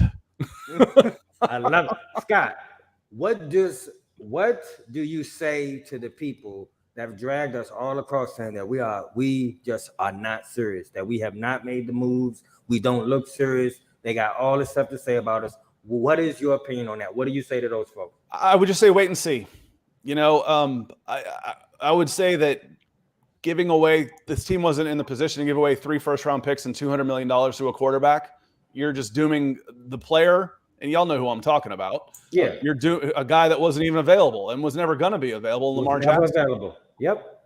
This team wasn't ready to do that. You'd be dooming him to failure and me dooming this franchise to failure. That was really ridiculous, that narrative that they needed to be, somehow they owed it to Lamar Jackson to go after him. Instead, build a quarterback-proof team like the 49ers have done. Yep. And I think the Falcons are in step 2 of doing that. They've got the offensive pieces in place. Now they need to continue to build. They really need that dominant edge. That's the guy I think this team's missing. And then some of the new faces have to come together. But I would say you don't have the answer on Desmond Ridder. Nobody does. Let's wait and see. Scott, coming in hot. Scott, I got 2 more for you. Scott, I got a good one for you. Speaking of a missing piece, Scott, all your Falcon fandom through your whole life, I'm gonna just give you this one. You can get any former Falcon you want. You don't got to worry about the age or the year or the price tag, but you can get any player from a former Falcon. You can bring him back at the peak of his talent to help this team this season, one season. Who are you bringing back? It could be from your childhood. It could be anybody you want, a former Falcon to help this specific team. My goodness. I think, again, the pass rush for the Falcons, I don't remember Claude Humphrey that well. Okay. But, you know, I would want to go, you know, Jonathan Abraham might be a good shout. What is this team really missing? Might be a dominant pass rusher. And in lieu of that, man, you could say prime Matt Ryan or Michael Vick would be pretty good shouts.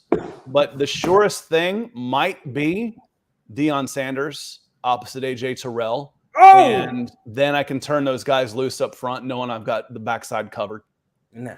Scott is a thinking man. I love it. Scott, one last one. Scott coming in hot. Scott, what are you most grateful for in all of the world, buddy? Health of my kids. The health of that's what I'm thankful for. That's what I pray for every night. And just, you know, let them be healthy and happy. I love it. Scott coming in hot out of your Falcon mind. Let's go. Here's one for you, Scott. Lisa said, how do you think Arthur Smith will leverage all of our offensive weapons? Any concerns that Smith will overthink things or he'll be okay? Great question. Offensive linemen are typically known for overthinking it. You showed it a few times. Your default, Lisa, is body blow, chin shot. Yeah. So what I mean by that is you know, run, beat the guys up in front of you, bring those safeties in, bring those defensive backs in, get them thinking run, and then go over the top. Find my single coverage with my twin towers and find different ways to loosen them up where I can then hit the long shot. You may only get 21, 22, 23 passes, but I think you can get 250 yards out of them instead of, you know, in the Matt and Ryan days, we might see 35 to 40 completions to get 300 yards. Yeah. Yep. I think you'll see a much more efficient offense out there, Lisa. So no, I don't think an offensive lineman's going to overthink it. Like I said earlier in the show, he tried to make the passing game work sometimes, and with Mariota, and every single game, even going down 17-0 or whatever it was to the Bengals, he hit the F it button. I'm going to run it down your damn throat. Yeah. Yep. And he did. They did. Yeah. They could just dictate. Now let's picture being able to throw the ball a little bit too, and this Falcons offense is going to be pretty fun. Yeah, and you know, one thing that gets sometimes overlooked too is the complexity, I think, of the offense. Because in Lindstrom even kind of alluded to it today at the press conference with the players. He said, he mentioned about how Dez's communication was so good. Like how it's like, it took him, because they kept saying last year, Dez wasn't ready to step in. That's at least that's the reason they said. Where was this team going last year? I know, dude. We wanted to see him way earlier than he did. We wanted to see him, and it's like, okay, then you know what you've got, and do you know you need to go into the offseason and get a quarterback? But maybe they know, maybe they do, right? We feel good with what we've got at quarterback, and we're not going to rush him out there for a team that's not going anywhere. Yep. Yeah. Okay. Yeah. But just the fact, and London said the same thing. I mean, the fact that Dez has a full year now. So all of this, like all the language, everything is just kind of coming to him second nature now. So like that's huge. I mean, just knowing when he goes to the line, what checks he can, what his checks are. Is he going to call it and check into the right play, check out the wrong play, whatever it may be. Like all that stuff is huge this year, and and we said it, I don't know how many times on the show, like we know Dez has got it from the neck up, right? And that's one of the most important things for a quarterback to have is he's got to be smart. He's got to be able to read and comprehend what he's seeing and really, understand it. So that's what gives me confidence about it. I mean, I think, the arm talent has gotten better, so like, I'm not so worried about that. I think he'll be fine with the weapons we've given him. And y'all saying we going undefeated and like we're going to win the Super Bowl. That's exactly what I'm saying. Exactly what I'm saying. That's what you're saying. And that's what I was getting from. I want to say hello real quick to Michael Ranquillo, who came in just a few minutes ago. He is a dedicated Denver Broncos fan, but supports all of our channels by coming in and saying hello and giving us some love on social afterwards. So Michael Ranquillo, one of the good ones, thank you for being here. Floyd, good to see you, my friend. Good to see you too. I'm out of my Falcon mind. Love it. Go ahead, and if you're not subscribed, just go ahead and do that while you're in here. So yeah, real quick, before we go on the last topic here, Scott, on the defense, expectations of Nielsen, or what are they? With combination with Jerry Gray there, obviously a lot of turnover. We got a lot of new guys, like good. I mean, for a good reason. Obviously new guys on pretty much every level. So we looking at, what do you think? Top 10, top 15? What's a good possibility? I would think, coming from the bottom fifth year after year, even if you can work your way up to mediocre, this should be a playoff team. Right. So if you can knock on the door of top 15, the fact that they put up, 39 sacks in 2 years is unbelievable, considering the Philadelphia Eagles threw up 70 last year. So I'd like to see that number. I'd like to see them in the 40 sack range. And as crazy that would put them middle of the pack in the NFL and would be more than they've had the last 2 years combined. That's how work your way to mediocre. That hurt a little bit, Scott. That's the truth, though. I call it statistically improbable how bad this pass rush has been. It's been unbelievable. It's almost have to try not to sack people. Means numbers from 2021. Stephen Means, oh my God. He hit the quarterback like twice all year as a starter at edge. And it was in the same game. Like, how do you not have somebody in front of you at least blow an assignment and you get a free shot? That happens every game. Yep. So I think we're going to see pressure coming from more angles. You're going to see more athleticism out there. You're going to see more plays. You're going to see a defense that can help the offense instead of just try and survive. John, talking about the scheme, I think what they try to do in New Orleans was bring pressure from different angles. I mentioned earlier in the show that you might not see a guy hit double-digit sacks, but you might see 6 or 7 guys that are 5+, and that would be just fine. You never know where they're coming from, and you can't really focus on one guy. That's awesome. Damien said my dad played for the Falcons. That's awesome, dude. Oh, Damien! Shout out to your dad, man. Just a little bit before my time, so I didn't really get to see Jim Mitchell. So I hope he's doing well. I know what this game does to people long term, so I hope he's healthy and happy too. Yep. Jim said all-time Falcon to fit this team right now is Jesse Tuggle. Yeah, he's my favorite, but I don't think he's the one that helps this team the most, especially in this day and age. He's my all-time favorite Atlanta Falcon, but this team, I think you're okay on offense, that you would be better off finding a way to generate more pressure. And the way to generate more pressure might be on the back end. You know, you throw Deion Sanders out there, all of a sudden I can forget about one guy on the field. Put him on your number one, and it's over. And the special teams that he brings, you lost your punt returner and Avery Williams. The special teams that he brings, all of a sudden Lorenzo Carter and Arnold Ebiketie, Caden Ellis rushing the passer, they just got 10 points on your Madden score because Deion Sanders is in the backfield with Jesse Bates and AJ Terrell. God, that'd be so nasty. God, that'd be amazing.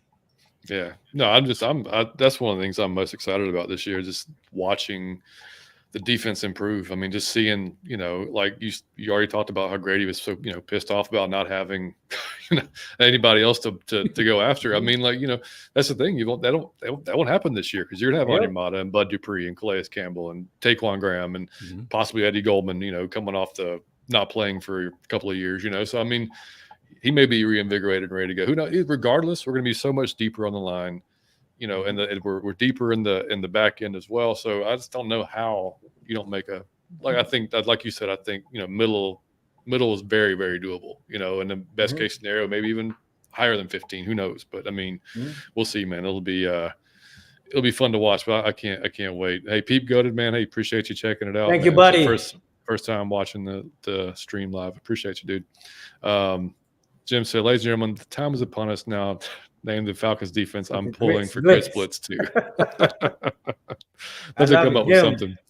I'll have to come up with something for sure, man. And Pete Goodis, what do you think about the camp battle at linebacker? I think it's kind of we kind of know who they're going to be. It's just a matter of kind of how they're, you know, I think it's going to be a big year for Michael Walker, not necessarily like statistically wise, but I think, you know, he's played a few different positions at linebacker now. He's played at will, he's played middle. I think he's even played a little bit at Sam. So he's been kind of all over the place, and he didn't necessarily excel when he had the green dot on his helmet. So I think this year with maybe a more defined role, you might see the best out of him this year. I hope we do. I mean, that's another guy the late round draft pick we could really get a lot out of. We're hoping that Troy becomes that just stud middle linebacker. I'm assuming that, you know, we all hope that he is. Caden Ellis, like you said, going to be coming off the edge a lot of times probably. So I don't know. And then, you know, was Dorian Etheridge and Nate Lehman, I think, are the two guys that are going to be in there kind of fighting for roster spots. So, yeah, I mean, that's kind of my take on it. All Dorian does is rack up 15 tackles a game in the preseason. He's a guy I've been rooting for every time. I was like, how is he not making the team? Sure does. You know, so hopefully it clicks for him one of these days. I've been rooting for him because he goes out there in the preseason and is typically the leading tackler every preseason. But he's still getting a check. This is his third year, I think, in the NFL. So he's still making a living. God bless him. Sure is. All right, so we're getting close to the end of the show here, guys. We're going to close it out with if y'all are new to our show, we do some fun things. We'll do like an underrated, overrated segment. We may pull something out of it. Could be Falcons related. It could be having nothing to do at all with the Falcons. And we do the same thing with in or out. So basically, we have something that you either be in or out on. You can elaborate on it, or you can just leave it. You can just leave it as you're in or you're out, and that's fine either way. Mike, do you want to start off? You want me to go, buddy? I will start it off because my first in or out is a question to Scott and also everybody in the chat, because you know what my answer is. I don't even have to say it. If you have 2 minutes in the game, you need to score a touchdown. You have to drive 80 yards. You need a touchdown. A field goal won't work. Are you taking Tom Brady to do it? Are you taking Joe Montana to do it? Are you taking John Elway to do it? Or are you taking Matt Ryan? Now, I don't need to answer the question because you know I'm taking. He was in a wheelchair, okay? Paraplegic, blind. I'm taking my man Matty Ice. To me, like no huddle offense, I've seen this man do it 100 times. But John Elway was also legit at doing that. So was Joe Montana. And you've seen Tom Brady do it 100 times. I'm taking Matt Ryan. Who y'all taking? You need to score a touchdown. You got 2 minutes. I'm a Matt Ryan apologist because of all the hate he gets, but I have a question. How many times did he score touchdowns? He went and got game-winning field goals. He never did really do that. got the team into the end zone as often. 2 minutes in the line, I already said Joe Montana for me. Joe Montana, see? Johnny Yates. I mean, so you said Matty. I'll say John Elway because he was John Elway. Yeah. He was something different too. At the time, he ran at a time that there wasn't a whole lot of running quarterbacks at all. Still, you know, and sacrificed his body. He was a damn rifle for a arm. How old was John Elway when he won his first one in 1997? Oh, well, no, yeah. Oh, I End of his love career, John basically. Elway, man. Probably 34 years old. 34, yeah, 35, yeah, something You like know, that. Yeah, Joe Montana exactly. was winning those things Yeah. for a long time. All So, right. I mean, for me, the answer would either be flip a coin. There's not a wrong answer there, but Montana That or really Brady, isn't, I yeah. think, would be the most common answers there. I love it. Johnny Yates, go. So Pete Goat is this actually goes right into my in or out. D. Alford will win and keep the nickel position all season long. In or out, Mike? I'm out. Clark Phillips coming for him. Scott? We'll see. I don't know. I like You're the out. competition right now. I'm in on the competition. No, I'm in on Right. competition. Haven't had. Oh, yeah, for sure, yeah. So I'm in on the depth, which is spectacular. To be Right. having that conversation. It's amazing. Instead of wondering, what is Fabian Moreau doing over there on the opposite Yeah. side, running out of bounds when they're running his direction? Yep. Yeah, exactly. So, yeah. So Pete Goddard, yeah, I'm kind of on the same boat. I kind of see Clark coming after that position. Yeah. Depending on how quickly he picks things up. Rookie, it takes him a little bit to acclimate. But, yeah, I mean, dude's a football player. We'll see. Mike, back to you, buddy. I got one. I got a question. Again, I want to know, are y'all in or out? I just thought about this, and I don't know if this is possible, if people do this. Have you ever had, because like if you grill your food, but it's always in the nighttime or in the afternoon. Have you ever had grilled breakfast? Is like that a thing? Grilled breakfast sandwich or grilled whatever? So let me tell you, our boy Jay in the truck on our last show commented and said underrated was grilled PB&Js. I've never had a grilled PB&J in my life. Grill that? I think a griddle. You'd put that on a griddle. On a sandwich. Maybe even the air fryer, possibly. I don't know. But put it on a sandwich maker and squash it. Okay, I don't know. I do griddle all the time because going back to what would you make? I can make you waffles. I can make you breakfast. I can make you waffles and pancakes. But hey, man, when we win the Super Bowl, Scott cooking breakfast, buddy. I love it. Yeah, I just wanted to know, would you in or out on breakfast on the grill? I just wanted to try that one time. It would probably be good. Yeah. Oh, I South Korea. I was vegetarian a bunch of years back, so unfortunately, it's just kind of a height of irony. I'm really good on the grill, and I only grilled like during special occasions now. That's awesome. Paul said he was taking Montana, and then Millie Mills said Brady because the league was rigged for him, so it's a guaranteed win. Millie is insane. I knew he was. I love it. And again, picture Joe Montana in today's game. Oh, dude, yeah. Where you're not allowed to touch him, where they change a rule if you get hit. It's just Montana would have played till he was 45 too. Why are you so high on Joe? Like, what was it about Joe? Because you saw a lot of couldn't beat him. Man. You just flat out couldn't beat him. He again, there was never any feeling of any doubt at all the outcome of the game if he had the ball in his hands. And that is, to me, the greatest compliment you can ever pay a player. Yeah. Joe was a good leader and everything. Like, he was a good leader for the team. Yeah. He just, he was surrounded by good talent and a good system, but he could get the ball away quickly. He could find the weaknesses in a defense. And again, he was called Joe Cool for a reason. Yeah. He was unflappable. If I needed one throw to be made, I wanted it to be him. Joe Montana, you gotta love it. Tyler, what's up, man? Good to see you, man. It's all right. It's all good. Always catch you, man. Tyler says Clark Phillips is about to do work. I am pumped about that kid. Yeah, man. I think a lot of folks are for sure. All right, my next one. In or out, a safety will lead this team in interceptions this year. Yes, I'm in. Yeah, corner. It shouldn't be a corner anyway. If AJ Terrell's doing his job, he shouldn't get the ball thrown at him. Yeah. Very true. He shouldn't even get it thrown. So I think it should always be a safety. Real quick, your pick or your take on Jeff Okudah. What you expect? Low risk, high reward. Love the move. Detroit's picking up half the tab on it, for goodness sakes. Mm-hmm. Going back to the competition, we've got him penciled in there at the starting corner. Should we? Right. I don't know that that's set in stone. The only one, the only one for me there's two guys set in stone back there. It's AJ and Jesse. I think the other one, there's going to be competition all year for those other two spots in the secondary. It was cool too. AJ, I saw earlier on their presser today too. AJ was talking about having Jeff there, and they were drafted in the same class, and that he saw when they were in high school, he was the number one rated. Okudah was number one rated corner. Oh, that's cool. in the nation, and so like he said, he always, of course, like he said, they have a special little competition, just like they push each other because that's they're awesome.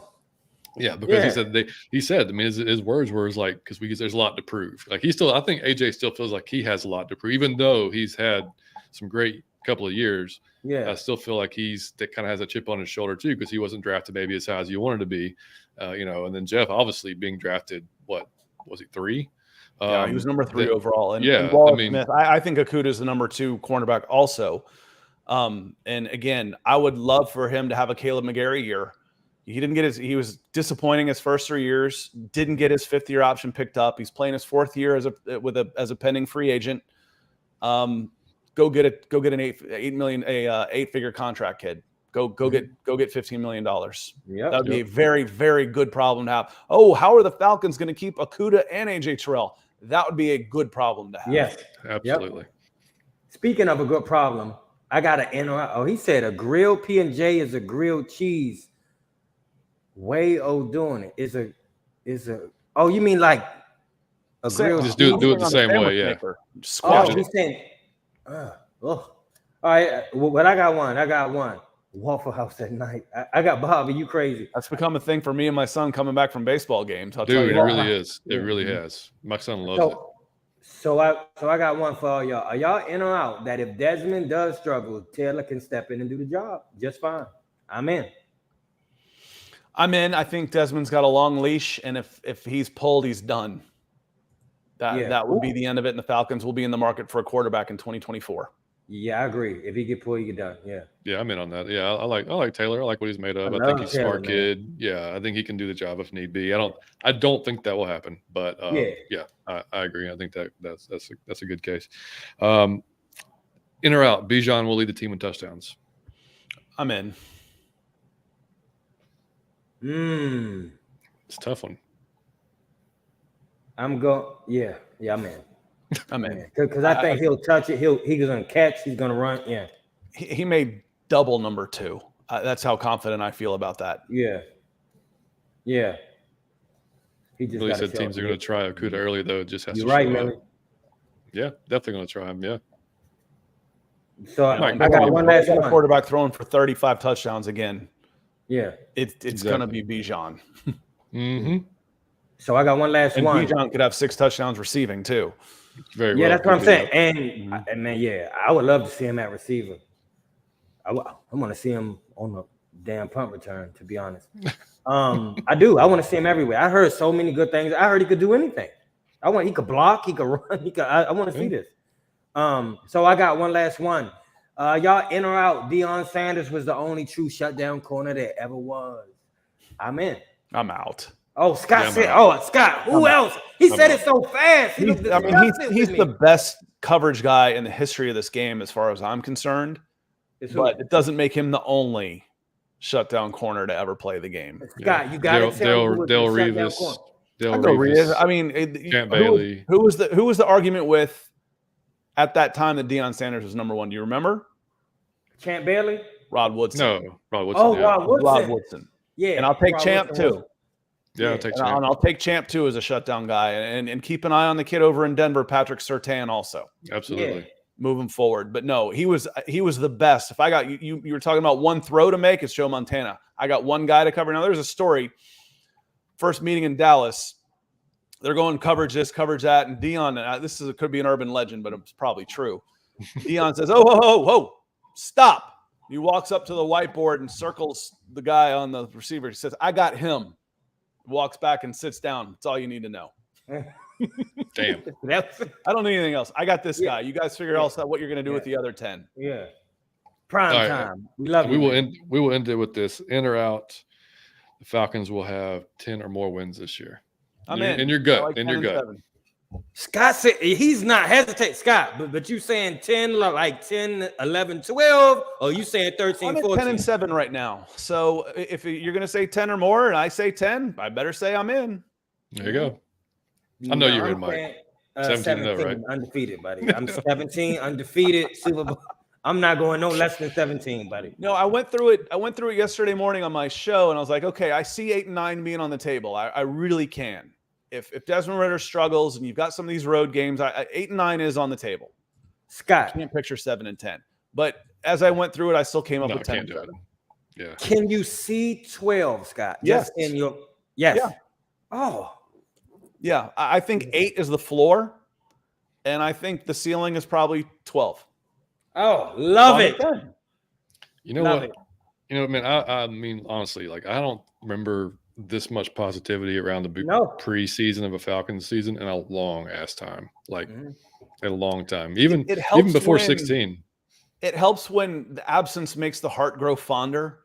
I don't know if y'all were Falcons fans, but you're not from here. If you were Braves fans too, 100%. And the Braves fans would have higher attendance in the regular season than they would in 2001 playoff game. Like, oh, the Braves, they don't care about this. Like, no, we're just tired of watching them go and stink it up in the playoffs. Yeah. Right. We're going to watch college football. It's like we had the second best attendance in Major League Baseball, but we know they're going to kick the ball around and swing and look like amateurs in the playoffs. We'll watch college football down here in the South instead. Then they are out for a while. And as soon as they come back in, oh man, the city's lit up, and it was like all that stuff was forgotten. So the Falcons were really good for a nice stretch, but they haven't been good in 5 years. Yeah. I mean, even leading into 16. 6-5, and people are excited. Hey, they got a chance to be good again. Yeah, absolutely. That's and exciting. like I said, oh, dude, it's man. And like I said, even before 16, I mean, 15 was a little shaky with Shanahan's offense. And you remember Matt saying, like, when we figure this out, we're going to be unbeatable. I remember him saying that on the sideline. And this happened. They figured it out in 16, and it was, but nobody really, we didn't know what was going into it. And we're still, even with all the uncertainty around it, I think it's just, I mean, like Mike said earlier in the show, man, the attitude change, the culture change, everything about it, the players that we have, the coaching staff that we have, the kind of just, gritty, get after it type of guys. Like, that's just what we've been wanting. That's what we've been needing for so long, man. I can't. I think it's going to be a great showing. That the training camp's going to be awesome. I think there's going to be a lot of folks out there. What there should be. So yeah, we're gonna have some fun, man. So anybody that comes on Thursday, make sure the three of us will be there. So come find us. Say hey, we'll be out there. And sweating with 95-degree or whatever the hell it's supposed to be. It's gonna be hot as hell. So bring water and coolers and all good stuff. But Scott, dude, thank you for coming on tonight. Thank you so much, Scott. Well, I appreciate you having me. And we gotta do it again. Nice meeting some of y'all in the chat. So appreciate you hanging out with us tonight. Yeah, man. Same for anybody that watches Scott normally that's over here from his channel. Man, appreciate you guys tuning in. Yeah, if you like our show, come on back and watch us. We're typically, just so you guys know, we do a preview show during the season. It's going to be on Thursday because my kids' baseball practice. I just found out it's going to be on Wednesday, so we're moving our Wednesday show to Thursday. It's all I do morning shows. Hey, good call. Yeah. So the Scott knows baseball schedule is insane. So we it always changes. So Thursday's going to be our preview show for that week going into Sunday. And then we're going to have the recap show either after the game on Sunday, again, depending on baseball, or it'll be on Monday, possibly Tuesday at the latest. So, but we'll have 2 shows a week, possibly a third pop-up show, depending on just what the Falcons news is. Something crazy happens, free agency, you never know, or a free agent signing, who knows what. But we always want to keep the content coming. And then, again, Scott, we'll have you back on, man, at some point. We got to for sure. But you guys, welcome to subscribe to our channel. Hit the like button, share it. We're going to keep growing. If you're listening to us on iTunes or Spotify, drop us a 5-star review so we can keep growing on those platforms as well. We appreciate all the folks that listen out there. And I'm just going to see Wallace, man. Appreciate you, man. Thank you, Wallace. Lisa, appreciate you as always. Yes. Don't forget that email unless you've already sent it so I can get your shirt out to you. It's going to be a special year, Bobby. I'm feeling it, man. Yes, Bobby. I'm feeling it. Yeah, great. Hey, appreciate you, Jordan. Yeah, Thank you, Jordan. Y'all have a great night, man. Yeah, man, for sure. Millie Mills. Thank you, man. Who wins? The Falcons are winning our division, buddy. That's what's happening. Yeah, Falcons are winning our division. Yeah, I think so. I just think they're the most stable team right now. Tampa Bay's in a state of flux. What's Dennis Allen doing at the Saints? They should have been better than they were last year. You got a new year of Frank Reich with a rookie quarterback. Oh, I mean, the team I think that is the most stable, I feel like the surest bet right now would be the Atlanta Falcons, and then probably the Saints, and then a toss-up between the Buccaneers and Panthers. So I think I'd edge it a little bit for the Falcons, and then the Saints number 2. Bryce Young is food. You heard that from Millie Mills. That's right. I love it. All right, guys. Look, y'all have a great week, man. Like I said, drop the subscribe button for us. Hit the like. I'm sorry. Subscribe. Hit the like button for us. See, I need food. It's 9:50. I haven't had dinner yet. See, that's what happens. So anyway, appreciate y'all for tuning in, man. We will see you next week. Probably back on Wednesday next week. Actually, you know what? We might do a show on Thursday this week. On Thursday. Yeah. So we might do a show Thursday this week because we're going to training camps. We might do a day one training camp show and come on, and whoever wants to come on. At this point, he's very tired. I'm very, very tired. I got up. Our actual work is going crazy right now, so it's just, it's tough. It's tough. But I we just want appreciate to thank everybody in the chat. We want to thank you again, Scott. Can y'all go subscribe to our TikTok, our Twitter, our YouTube, whatever the kids are doing now, Snapchat, but I don't know. Just go hit a button somewhere and do something. If it does hit it. I just know that much. Okay. I love you guys. Thank you. What Arthur say? Snap face or whatever? Was that what Belichick that said that? Snap face. Yeah. Go follow us on Snap face.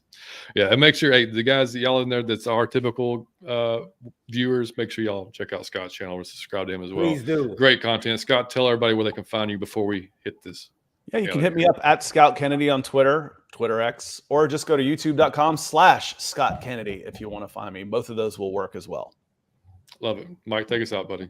We got to have you back on. We appreciate you, Scott. We appreciate the chat. Out of your Falcon mind. Peace.